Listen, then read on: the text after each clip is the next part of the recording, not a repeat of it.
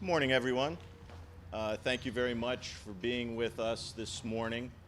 It is a beautiful day.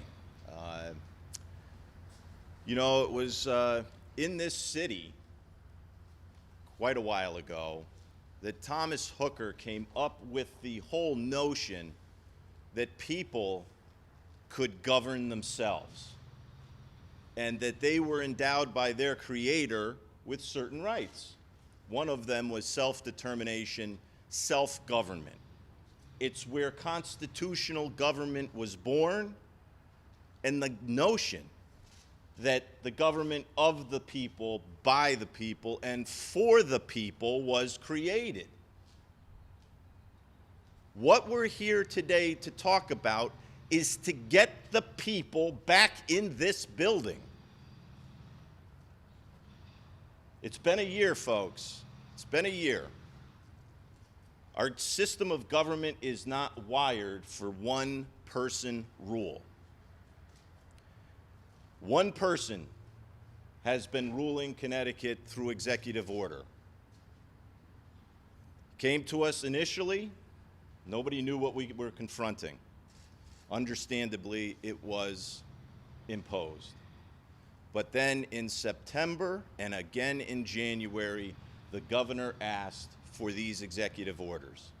And in January, asked for orders to go through May. The legislative majority said no. April 20th is all he needs. This governor has been guided by science, data, and metrics. And last Friday began to open up Connecticut because it was time, guided by that science. It's time that we let the science govern the opening of this building. There's no reason why we can't open this building like we're opening Connecticut to the same level and extent, making sure we keep masks, social distancing, and the proper protocols in place to make sure that not only the people who work here, but anybody who decides to come here maintains a safe place and environment to be. This is the people's government. They have a right to be part of this process. But this process has been nothing but exclusionary.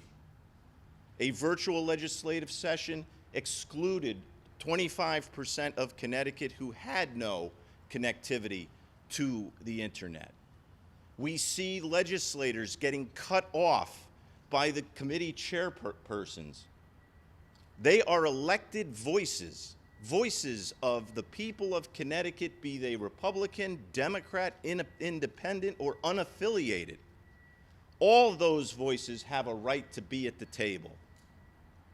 We see public hearings where as many as 80% of the people who have signed up to participate have been excluded, have been suppressed from the process. It's time we bring Connecticut's people to the table. We have three separate but equal branches of government. You have the judiciary, you have the governor, they're operating. The ones who aren't is the people's voice, the legislature. We need to get back into business. When the majority wants to act, like we're going to do later today with House Bill 6555, to take control of federal money coming to Washington through the COVID pandemic, they have the will to get involved and to take control.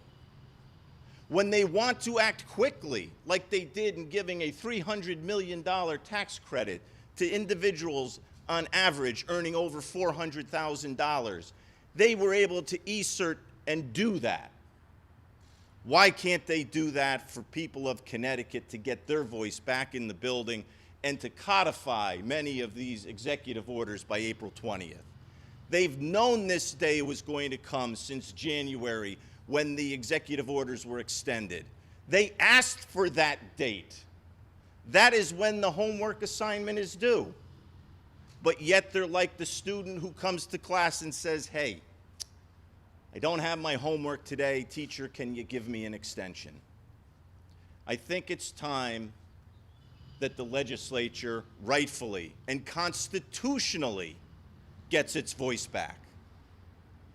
And that's why we brought you here today, to let you know where we stand, that we believe in this city, the cradle of constitutional government, that it's time to bring the people's voice back.